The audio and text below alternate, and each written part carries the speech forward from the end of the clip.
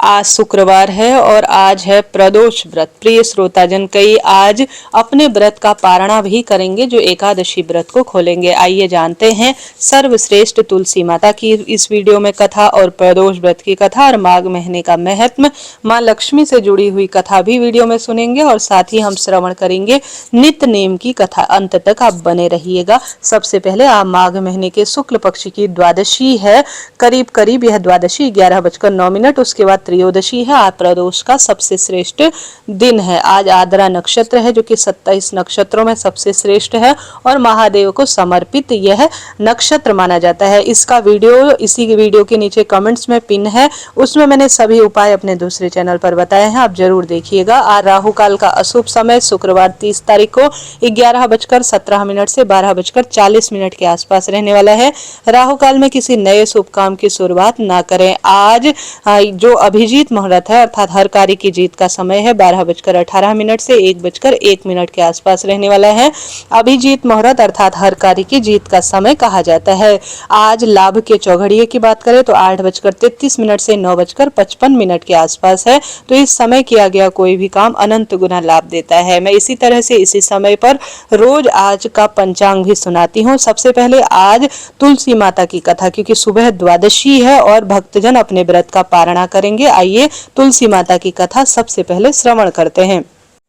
एक बुढ़िया माई थी, हर रोज तुलसी माता का नियमित रूप से पूजन और सिंचन किया करती थी और यही प्रार्थना करती थी, हे तुलसी माता सत की दाता, मैं तेरा बिरला सींचती हूँ, मुझे बहू दे, पीताम्बर की धोती दे, मीठा मीठा गास दे, बैकुंठ में वास दे, चटक की चाल दे, पटक की मौत दे, चंदन का कांठ दे, रानी सा साज दे, दाल भात का भोजन दे और 11 की मौत दे, कृष्ण जी का कांधा भी दे दे। तब तुलसी माता यह सुनकर सूखने लगी तो भगवान ने पूछा, हे तुलसी तुम क्यों सूखे जा रही हो? तुलसी माता ने कहा, एक बुढ़िया रोज आती है और यही बात कहकर चली जाती है, मैं सब बात तो उसकी पूरी कर दूंगी, लेकिन कृष्ण जी का कांधा आखिर कहाँ से लाऊंगी? तो भगवान बोले, जब वह मरेगी तो मैं अपने आप ही कांधा देने आ जाऊंगा, तो बुढ़िया माई से कह देना। जब बुढ़िया माई मर गई, सब लोग आ गए। जब बुढ़िया माई को ले जाने लगे तो वह किसी से नहीं उठी। तब भगवान एक 12 बरस के बालक का रूप धारण कर आए। बालक ने कहा, मैं एक कान में बात कहूंगा तो बुढ़िया माई उठ जाएगी। बालक ने कान में कहा, बुढ़िया माई मन की निकाल ले, पीताम्बर की धोती ले ले, मीठा मीठा घास ले, बैकुंठ का वास ले ले, चटक की चाल ले ले, पटक की मौत ले ले और कृष्ण जी का कांधा ले ले। यह सुनकर बुढ़िया माई हल्की हो गई। भगवान ने बुढ़िया माई को कंधा दिया और बैकुंठ में बुढ़िया माई को सीधे जो है स्थान मिला और बुढ़िया माई की मुक्ति हो गई। हे तुलसी माता, जैसे बुढ़िया माई को जीवित रहते हुए सारे उसके कार्य सिद्ध हुए और मृत्यु के बाद बैकुंठ मिला। जो भी प्रिय श्रोताजन आज इस कथा को सुन रहे हैं और हुंकारा भर रहे हैं, जय जयकार कर रहे हैं, उन सभी के जीवन में भी खूब खुशियां देना और अंतिम समय में बैकुंठ का वास देना। बोलिए तुलसी माता की जय। आइए शिव जी महाराज की कथा सुन लेते हैं। प्रदोष व्रत के शुक्रवार के दिन जब त्रयोदशी तिथि का संयोग होता है तो यह धन, संपदा, पुत्र, पौत्र और जीवन में सब कामना की सिद्धि के लिए जाना जाता है। पौराणिक कथा के अनुसार प्राचीन काल में एक गरीब पुजारी हुआ करता था। उस पुजारी की मृत्यु के बाद उसकी विधवा पत्नी अपने भरण पोषण के लिए पुत्र के साथ हमेशा भिक्षावृत्ति के लिए जाती थी। शाम तक जब घर वापस आती तब बहुत अधिक परेशानी में रहती थी। एक दिन उसकी मुलाकात विदर्भ देश के राजकुमार से हुई जो कि अपने पिता की मृत्यु के बाद दर दर भटकने लगा था। उसकी यह हालत देखकर पुजारी की पत्नी जो है बहुत दुखी हुई और उसकी जो हालत थी उससे देखी नहीं गई और वह उसे अपने साथ घर ले आई और पुत्र जैसा उसके साथ व्यवहार करने लगी और उसको पुत्र स्वरूप मानने लगी। एक दिन पुजारी की पत्नी अपने साथ दोनों पुत्रों को लेकर सांडिल्य ऋषि के आश्रम में गई। वहां उसने ऋषि जी ने शिव जी के प्रदोष व्रत की कथा और विधि पूर्ण रूप से सुनी, जानी और इसके प्रभाव के बारे में भी जाना तथा घर जाकर अब वह भी प्रदोष व्रत करने लगी। नियमित रूप से उसका नियम था कि वह शिव जी की पूजा आराधना करती, भक्ति भाव से मंत्र जाप करती और सुंदर प्रदोष व्रत किया करती थी। एक बार दोनों बालक वन में घूम रहे थे। उनमें से पुजारी का बेटा तो घर लौट आया परंतु राजकुमार वन में ही रह गया। उस राजकुमार ने गंधर्व कन्याओं को क्रीड़ा करते हुए देखा देखा तो उनसे बात करने लगा। उस राजकन्या का नाम अंशुमति था। उस दिन वह राजकुमार घर से देरी लौटा।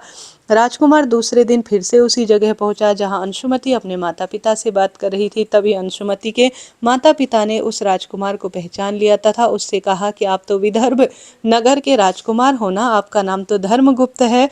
अंशुमति के माता पिता को वह राजकुमार पसंद आ गया और उन्होंने कहा कि शिव जी की कृपा से हम अपनी पुत्री का विवाह आपके साथ करना चाहते हैं, क्या आप इस विवाह के लिए तैयार हैं? राजकुमारी ने अपनी स्वीकृति दे दी तो दोनों का विवाह संपन्न हुआ। बाद में राजकुमार ने गंधर्व की विशाल सेना के साथ विदर्भ पर हमला किया और घमासान युद्ध कर विजय प्राप्त की तथा पत्नी सहित राज्य करने लगा। वहां उस महल में वह पुजारी की पत्नी और पुत्र को आदर के साथ ले आया और अपने साथ रखने लगा। पुजारी की पत्नी तथा पुत्र के सभी दुख और दारिद्र्य दूर हो गए और वे सुख के साथ अपना जीवन बिताने लगे। एक दिन अंशुमति ने राजकुमार से इन सभी बातों के पीछे का कारण पूछा और रहस्य पूछा। तब राजकुमार ने अंशुमति को अपने जीवन की पूरी बात बताई और साथ ही प्रदोष व्रत का महत्व, शिव पूजा का महत्व और व्रत के फल से जो है हमें यह सब कुछ मिला है, यह पूर्ण रूप से अवगत कराया। उसी दिन से प्रदोष व्रत की प्रतिष्ठा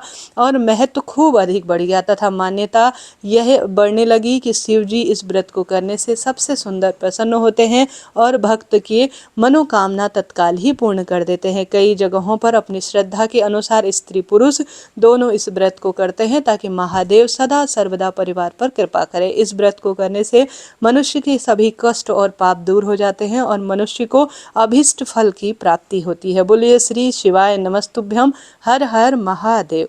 आइए श्रवण करते हैं सीता माता के नित्य की कथा।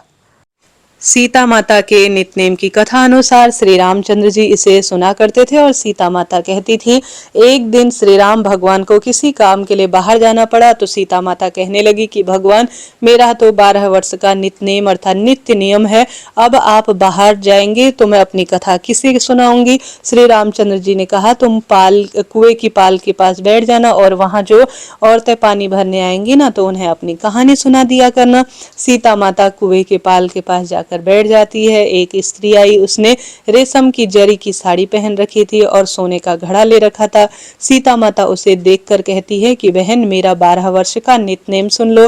वह स्त्री बोली कि मैं तुम्हारा नित्य सुनूंगी तो मुझे घर जाने में देर हो जाएगी और मेरी सास मुझसे खूब लड़ेगी। उसने कहानी नहीं सुनी और चली गई। उसकी रेशम जड़ी साड़ी फट गई, सोने का घड़ा मिट्टी का बदल गया। सास ने देखा तो पूछा, किसका दोष अपने सर लेकर आई है? बहू ने कहा, कुएं पर एक औरत बैठी थी, उसने कहानी सुनने के लिए कहा लेकिन मैंने जो है सुनी नहीं, जिससे मुझे यह फल मिला। बहू की बात सुनकर अगले दिन वही साड़ी और वही घड़ा लेकर सास कुएं के पास गई। सास को वहीं माता सीता बैठी मिली तो माता सीता ने कहा, बहन मेरी कहानी सुन लो। सास बोली कि एक बार क्या, मैं तो 4-4 बार तुम्हारी कहानी सुन लूंगी। राम आए, लक्ष्मण आए, देश देश के पुजारी आए, नित नेम का नेम लाए, आओ राम बैठो राम, तपी रसोई जीमो राम, माखन मिष्टी खाओ राम, दूध बताशा पियो राम, सूत के पल का मोठो राम, शाल दुशाला पोठो राम, शाल दुशाला ओढ़ो राम, जब बोलो जब राम ही राम, राम सवारे सबके काम, खाली घर भंडार भरेंगे, सबका बेड़ा पार करेंगे, जय श्री राम जय श्री राम जय जय राम। सास बोली कि बहन कहानी तो बहुत ही अच्छी लगी। कहानी सुनकर सास घर चली गई और उसकी जो साड़ी थी फिर से रेशम जरी बन गई। मिट्टी का जो घड़ा था वह सोने का घड़ा हो गया। बहू कहने लगी, सासू माँ आपने यह सब कैसे किया? सास ने कहा, बहू तू दोष लेकर आई थी ना, अब मैं उस दोष को उतार कर आई हूँ। बहू ने फिर पूछा कि वह कुएं वाली स्त्री कौन है? सास बोली कि वह माता सीता थी, वह पुराने को नया कर देती है, खाली घर के भंडार भर देती है, वह लक्ष्मी जी का वास करा देती है, आदमी की जो भी इच्छा हो उसे पूरा कर देती है। बहू बोली कि ऐसी कहानी मुझे भी सुना दो। सास बोली कि ठीक है तुम भी सुनो। और सास ने कहानी सुनी। राम आए, लक्ष्मण आए, देश देश के पुजारी आए, नित नेम का नेम लाए, आओ राम राम बैठो राम, तपुई रसोई जीमो राम, माखन मिश्री खाओ राम, दूध बताशा पियो राम, सूत के पलका मोठो राम, शाल दुशाला ओढ़ो राम, शाल दुशाला ओढ़ो राम, जब बोलो जब राम ही राम, राम सवारे सबके काम, खाली घर भंडार भरेंगे, सबका बेड़ा पार करेंगे, जय श्री राम, जय श्री राम, जय जय राम। कहानी सुनकर बहू बोली कि कहानी तो बहुत ही अच्छी है। सास ने कहा कि ठीक है, इस कहानी को रोज कहा करेंगे। अब सास बहू रोज सुबह उठती, नहाती धोती, पूजा पाठ करके नित्य से सीता माता की कहानी कहती। एक दिन उसके यहाँ एक पड़ोस की औरत आई और बोली कि बहन जरा सी आँच देना। तो वह बोली कि आँच तो अभी हमने नहीं। तो फिर उन सब ने कहा कि सुबह उठकर हम पूजा करते हैं, फिर सीता माता के नित्य की कहानी सुनते हैं। पड़ोसन ने उनकी बात सुनकर फिर कहा कि सीता माता की कहानी कहने से क्या फल मिलता है। वे बोली कि इनकी कहानी कहने से घर के भंडार भर जाते हैं, सारे काम सिद्ध हो जाते हैं, मन की इच्छा भी पूरी हो जाती है। पड़ोसन कहती है कि बहन ऐसी कहानी तो मुझे भी सुना दो। वह बोली कि ठीक है, तुम भी यह कहानी सुन लो। राम आए लक्ष्मण आए, देश के पुजारी आए, नित नेम का नेम लाए, आओ राम बैठो राम। और जो है आगे की पूरी कहानी सुनाई। सारी कहानी सुनने के बाद पड़ोसन कहने लगी बहन कहानी तो बहुत अच्छी लगी। अब वह पड़ोसन भी नित्य से माता सीता की कहानी कहने लगी। कहानी कहने से सीता माता ने पड़ोसन के भी घर के भंडार भर दिए। अब तो पूरे मोहल्ले में नित्य की कथा चल पड़ी, हर किसी की मनोकामना खूब पूरी होने लगी। हे सीता माता, जैसे आपने उनके भंडार भरे वैसे ही आप हमारे भी भंडार भरना, कहानी सुनने वाले के भी और कहने वाले के भी। बोलिए सीता माता की जय। हे सीता माता, जैसे उन सभी औरतों के जीवन में खुशियों के भंडार भरे, पुत्र की प्राप्ति दी, सौभाग्य दिया, उसी तरह से जो भी इस कथा को सुने, समझे, पढ़े और इस वीडियो का प्रचार प्रसार करे, उसके जीवन में खूब सारी उनकी कामना सिद्ध करना। प्रिय श्रोताजनों, आज सर्वश्रेष्ठ माँ लक्ष्मी का दिन है। आइए माँ लक्ष्मी वैभव लक्ष्मी व्रत की कथा भी श्रवण कर लेते हैं। सबसे पहले माता के 8 स्वरूपों को हम सभी प्रणाम करेंगे। बोलिए श्री गज लक्ष्मी मात की जय, श्री अधिलक्ष्मी मात की जय, श्री विजया लक्ष्मी माँ की जय, श्री ऐश्वर्य लक्ष्मी माँ की जय, श्री वीर लक्ष्मी माँ की जय, श्री धान्य लक्ष्मी माँ की जय, श्री संतान लक्ष्मी मात की जय। कथा के अनुसार एक बड़ा शहर था। उस शहर में लाखों लोग रहते थे। पहले के जमाने के लोग साथ साथ रहते थे और एक दूसरे के खूब काम आते थे, परंतु नए जमाने पर लोगों का स्वरूप ही बदल गया है। सब अपने अपने काम में व्यस्त रहते हैं, किसी को किसी की नहीं पड़ी है। घर के सदस्यों को भी एक दूसरे की कोई परवाह नहीं है। भजन कीर्तन, भक्ति भाव, दया, माया, परोपकार जैसे संस्कार कम ही हो गए हैं। शहर में बुराइयां बढ़ गई थी, शराब जुआ खूब हो रहे थे। कहावत है कि निराशों की आशा और एक अमर आशा छिपी हुई है। इसी तरह इन्हीं बुराइयों में एक शहर में कुछ अच्छे लोग भी थे। ऐसे अच्छे लोगों में शीला और उसके पति की गृहस्थी मानी जाती थी। शीला धार्मिक प्रवृत्ति की और संतोषी स्वभाव की थी। उसका पति भी विवेकी और सुशील था। शीला और उसके पति ईमानदारी से जीते थे। वे किसी की बुराई नहीं करते थे और भक्ति भजन में समय व्यतीत करते थे। उनकी आदर्श गृहस्थी थी और शहर के लोग उनकी गृहस्थी से बहुत प्रसन्न रहते थे। शीला की गृहस्थी इसी तरह खुशी खुशी चल रही थी, पर कहा जाता है ना, कर्म की गति अटल है। विधाता के लिखे के लेख को कोई नहीं समझ पाता। इंसान का नसीब कब पल भर में बदल जाए और राजा को रंक बना दे नहीं कहा जा सकता। शीला के पति अगले जन्म के जो है कर्म भोग रहे थे। इस कारण से गलत लोगों से वह दोस्ती कर बैठे और जल्द ही करोड़पति होने का ख्वाब देखने लगे। इसलिए वह गलत रास्ते पर चल पड़े और करोड़पति की बजाय रोडपति बन गए, यानी रास्ते के भिखारी के समान उनकी हालत हो गई। शहर में जो शराब जुआ रेस और चरस इत्यादि की जो बुरी संगत थी, बुरी गत थी, उन्होंने अपना ली थी और उसके पति भी फंसते चले गए। दोस्तों के साथ शराब की लत लग गई। जल्द ही पैसे बनने वाले के लालच में उन्होंने जुआ शराब इत्यादि का सेवन करना पूर्ण रूप से आरंभ कर दिया। शीला सुशिक्षित और संस्कृति स्त्री थी। उसके पति के बर्ताव से बहुत दुखी थी, किंतु ईश्वर पर भरोसा करना जानती थी। कहा जाता है कि सुख के पीछे दुख और दुख के पीछे सुख आता ही है।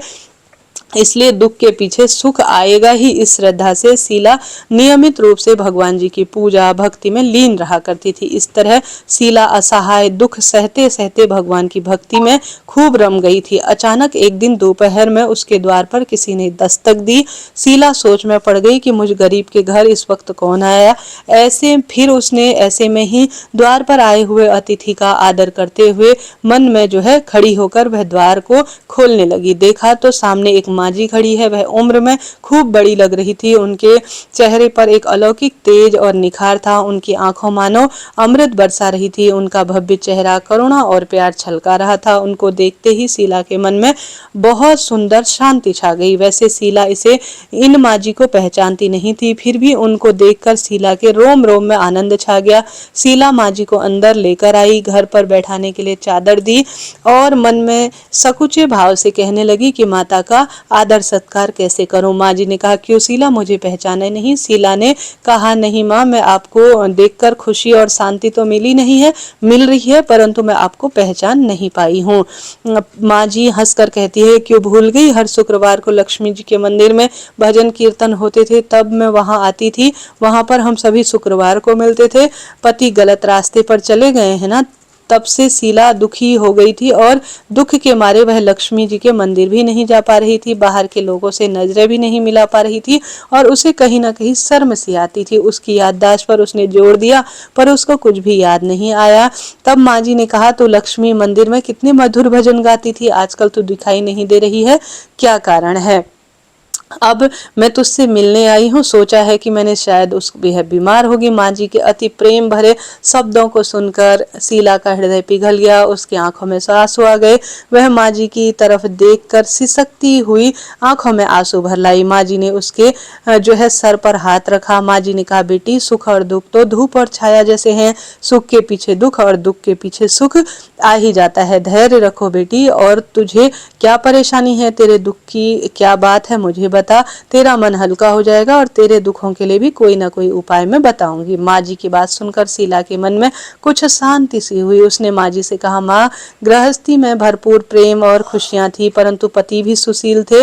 भगवान की कृपा से कोई कमी नहीं थी। सुख था, संतोष था, शांति था, धैर्य के साथ परिवार चल रहा था। परंतु मेरे पति की बुरी लोगों के साथ दोस्ती हो गई। खराब संगत की वजह से गलत आदतें पति को लग गई है। यह सुनकर माँ जी ने कहा, सुनकर दुख हुआ, पर कर्म की गति न्यारी है। हर इंसान को अपने कर्म भुगतने पड़ते हैं, इसलिए तू चिंता मत कर। तू भगत है, अब तुम्हारे सुख के दिन आने ही वाले हैं। तू तो माँ लक्ष्मी जी की भक्त है। माँ लक्ष्मी जी तो प्यार और करुणा की अवतार है। वह अपने भक्तों को हमेशा प्रेम करती है, इसलिए तू धैर्य रख और माँ लक्ष्मी के व्रत कर, इनसे सब ठीक हो जाएगा। माँ लक्ष्मी के व्रत की बात सुनकर ही शीला के चेहरे पर चमक आ गई। उसने पूछा, माँ लक्ष्मी जी का व्रत कैसे किया जाता है? वह मुझे समझाए, मैं यह व्रत अवश्य करूंगी। माँ जी ने कहा, बेटी, माँ लक्ष्मी के व्रत बहुत सरल हैं। उसे कई लोग वरलक्ष्मी या वैभव लक्ष्मी व्रत कहते हैं।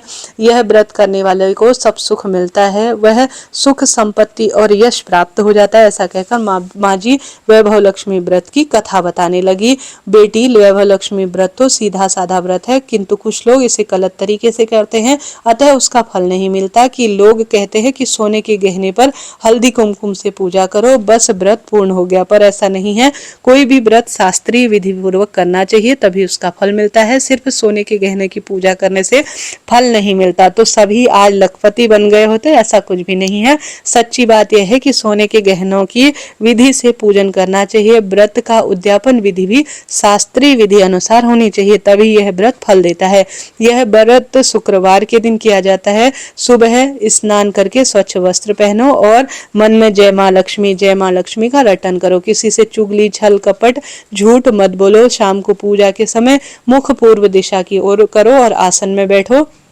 सामने एक पट्टा रखो, उस पर रुमाल रखो, रुमाल पर छोटा सा चावल का ढेर रखो और माँ लक्ष्मी की मूर्ति प्रतिमा स्थापित करो। कोई गहना हो तो उसे भी रख लो और सुंदर रूप में घी का दीपक लगाकर अगरबत्ती लगा लो। माँ लक्ष्मी जी के बहुत स्वरूप है और माँ लक्ष्मी को श्री यंत्र अत्यधिक प्रिय है, अतः वैभव लक्ष्मी की पूजन विधि करते समय प्रथम में माँ लक्ष्मी को दिल से याद करो। उसके बाद माँ के पाठ इत्यादि आप सुंदर रूप में मन ही मन गुनगुनाते हुए चावल में रखे हुए गहने गहने, हल्दी, रुपया इत्यादि पर पूर्ण रूप से हल्दी कुमकुम समर्पित करो, लाल रंग के पुष्प समर्पित करो, कोई मिठाई घर पर बनी हो, प्रसाद हो, गुड़ हो या कोई भी वस्तु का भोग लगाओ और माँ लक्ष्मी का ध्यान करो। बाद में 11 या 21 शुक्रवार व्रत करने का जो संकल्प है वह पूर्ण हो जाए तो आप सभी माँ लक्ष्मी से विनती करो, फिर माँ का प्रसाद बांटो और थोड़ा प्रसाद अपने लिए भी रख लो। अगर आप में शक्ति हो तो पूरे दिन उपवास करो और प्रसाद खाकर उपवास को खोल लो। अगर शक्ति ना हो तो शाम को एक समय प्रसाद खाकर अपना व्रत जो है परिपूर्ण कर लो। अगर थोड़ी शक्ति भी ना हो तो 2 बार आप फलाहार भी ले सकते हो। बाद में कटोरी में रखा हुआ गहना या रुपया ले लो, कलश का पानी तुलसी के क्यारे में डाल दो और चावल पक्षियों को डाल दो। इस तरह विधि पूर्वक जो भी इस व्रत को करता है, इस व्रत के प्रभाव से सबकी विपत्ति दूर हो जाती है और आदमी मालामाल हो जाता है। संतान न हो तो संतान हो जाती है, सौभाग्य अखंड सौभाग्य में बदल जाता है, कुंवारी लड़की को मनभावन पति मिलता है। शीला यह बात सुनकर आनंदित हो गई, फिर पूछा, माँ आपने वैभव लक्ष्मी की शास्त्रीय विधि बताई है, मैं करूंगी, किंतु इसके उद्यापन की विधि बताओ कृपया करके। माँ जी बोली, 11 या 21 जो भी मन्नत मांगी हो उतने शुक्रवार के व्रत पूर्ण हो जाए तो फिर तुम्हें शुक्रवार के दिन अंतिम दिन उद्यापन करना चाहिए। उद्यापन के समय खीर बनाकर पूजन की जो पुस्तक है उसे सुहागिन महिलाओं को आपको दान में देकर अपने व्रत को परिपूर्ण कर लेना चाहिए। इस तरह से वैभव लक्ष्मी व्रत की यह विधि बताई थी। इसके बाद जो है शीला ने भी सुंदर रूप से इस व्रत को किया और मन में ध्यान किया कि अब इस व्रत को परिपूर्ण ही करूंगी। शीला ने जैसे ही संकल्प किया, मन ही मन सोचा तो सामने कोई भी नहीं था। वह आश्चर्यचकित हो गई। वह माँ जी कोई और नहीं, साक्षात लक्ष्मी थी। शीला लक्ष्मी जी की भक्त थी। शीला लक्ष्मी जी की श्रेष्ठ भक्तों के रूप में जानी जाने लगी। इसलिए अपने भक्त को रास्ता दिखाने के लिए माँ लक्ष्मी स्वयं माँ जी का रूप धारण कर आई। दूसरा दिन शुक्रवार का था। सवेरे स्वच्छ वस्त्र धारण कर शीला मन ही मन श्रद्धा से पूरे भाव से जय माँ लक्ष्मी कहने लगी। पूरे दिन भर में माता का ध्यान करते हुए सुंदर भाव सच्चे मन से जैसा माता ने विधि बताई थी उसी तरह से जो उससे श्रद्धा भक्ति भाव से हुआ उस स्वरूप में उसने पूजन अर्चन किया। और जब उसके व्रत पूर्ण हुए, पूर्ण होते होते माँ से उसने क्षमा प्रार्थी हुई और उद्यापन इत्यादि का उसने संपूर्ण रूप से प्रण जो लिया था वह किया। व्रत पूर्ण होने से पहले ही व्रत का ऐसा परिणाम मिला कि उसके पति गलत रास्ते पर जो चले गए थे वह अच्छे आदमी हो गए। कड़ी मेहनत के प्रयत्न से व्यवसाय भी चल निकला। माँ लक्ष्मी के वैभव लक्ष्मी व्रत के प्रभाव से उसे ज्यादा मुनाफा होने लगा। उन्होंने तुरंत ही शीला के गिरवी रखे हुए गहने छुड़ा लिए। घर में धन की बाढ़ आ गई। घर में पहले जैसी सुख शांति हो गई। पुत्र प्राप्ति का वरदान भी उन्हें मिल गया। वैभव लक्ष्मी का व्रत देखकर पूरे मोहल्ले की स्त्रियां भी एक दूसरे को जो भी विधि थी, शास्त्रीय विधि, वह वैभव लक्ष्मी व्रत की बतलाने लगी और सभी ने वैभव लक्ष्मी व्रत को करना आरंभ किया। हे धन लक्ष्मी वैभव माँ, आपने जैसे शीला को राह दिखाई, उसके पति को राह दिखाई, उसके घर में धन संपदा का, पुत्र प्राप्ति का वरदान दिया, उसी तरह से जो भी आज इस कथा को सुन रहा है वैभव लक्ष्मी व्रत जो है कर रहा है उसके जीवन में सुख शांति देना, धन लक्ष्मी देना, वैभव लक्ष्मी देना। बोले लक्ष्मी माते की जय।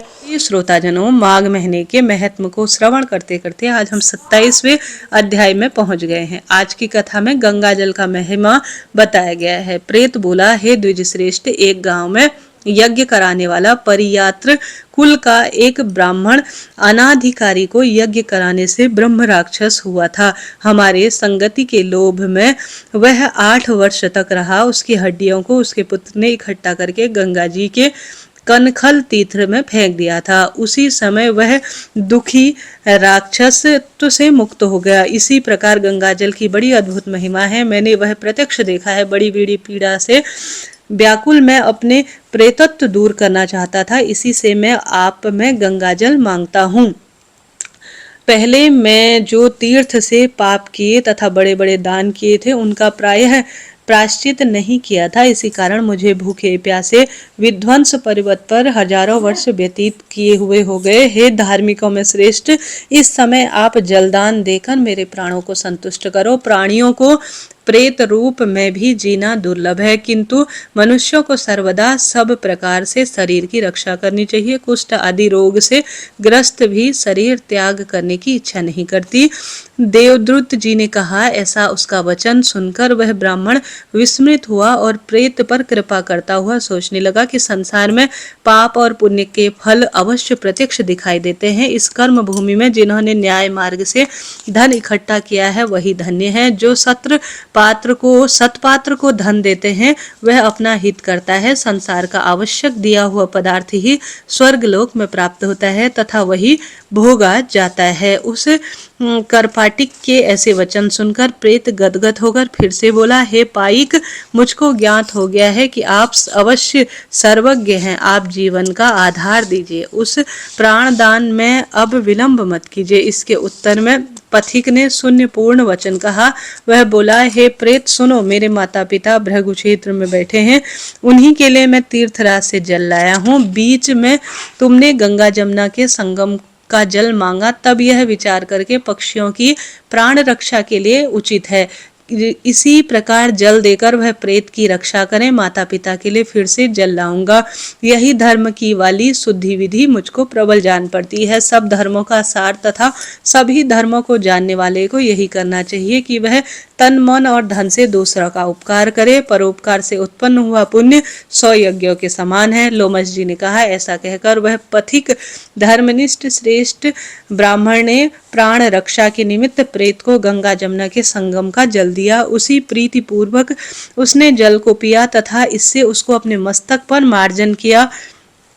उसी समय वह प्रेत शरीर को त्याग कर दिव्य देहधारी हो गया। इस बड़े आश्चर्य को देखकर वह केरल से आया। अरे, त्रिवेणी के जल से के बिंदुओं का यह प्रेतत्व से मुक्त हो गया। हम जानते हैं कि ब्रह्मा जी भी इस जल के गुण का वर्णन नहीं कर पाते, नहीं तो गंगा जी के जल को महादेव अपने मस्तक पर क्यों धारण करते। जो अधिक शक्ति वाला गंगा जी का जल तिल मात्र भी पीता है वह देवता और गंधर्व हो जाता है। जो गंगा जी स्नान करता है वह वैष्णव पद को तथा स्वर्ग को प्राप्त करता है। यदि दामाद संबंधी लोग गंगा जी के जल पीते हैं तो वह नरक में रहते वाले पितृ लोग स्वर्ग लोक में जाकर ब्रह्मत्व को प्राप्त होते हैं। गंगा जी के समान दूसरी अधिक मुक्ति नहीं है। हे पथिक, तुम आयुधमान हो जाओ, धर्म के विमुख कभी मत होना।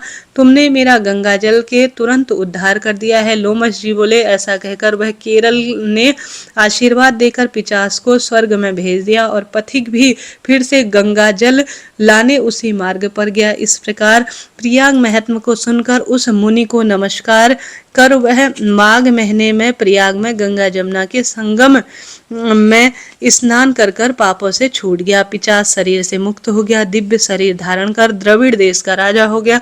भक्ति पूर्वक द्वेष छोड़कर भगवान नारायण की स्तुति करता हुआ, जिनकी गंधर्वों ने जिस स्वर्ग की स्त्रियों को पंखा झाला, वह उत्तम विमान पर चढ़कर इंद्रपुरी को गया। हे द्विज श्रेष्ठ, यह इतिहास पुण्य, यश, कीर्ति, ज्ञान और मोक्ष को देने वाला तथा दुर्गति को नष्ट करने वाला है। अब मेरे साथ ये कन्याएं, ये पुत्र और तुम भी सद्गति प्राप्त करने के लिए प्रयाग में चलकर ऐसा माघ स्नान करें जो देवताओं को भी नहीं मिलता है। वहां पर श्राप के पैदा हुए पिशाच तुरंत मुक्त हो गए। वशिष्ठ जी बोले। इस प्रकार लोमश जी के मुख से अमृतमय मधुर कथा को सुनकर उन्हीं लोगों ने दक्षिण दिशा को प्रस्थान किया। प्रिय श्रोताजनों, इस तरह से यह 27वां अध्याय पूर्ण हुआ। कल 28वां अध्याय सुनेंगे।